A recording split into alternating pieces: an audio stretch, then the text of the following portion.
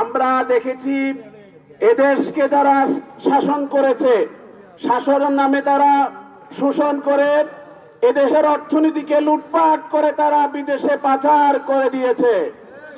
আমরা দেখেছি এদেশ বারবার দুর্নীতিতে বিশ্ব চ্যাম্পিয়ন হয়েছে।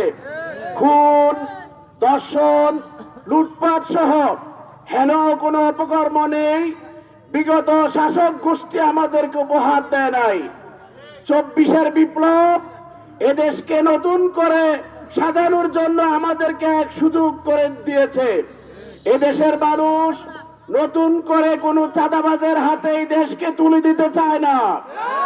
এদেশের মানুষ নতুন করে লুটপাটকারীদেরকে আর ক্ষমতায় আনতে চায় না। বাংলাদেশের জনগণ ন্যায় এবং ইনসাফ তার অধিকার নিশ্চিত করার জন্য আল কোরআনকে ক্ষমতায় নিতে চায়। সারা বাংলাদেশ আজ পরিবর্তনের হাওয়া লেগেছে। এরই ধারাবাহিকতায় নাঙ্গলকোটের গণমানুষ ইয়াসির আরাফাত ভাইয়ের পক্ষে ঐক্যবদ্ধ হয়েছে।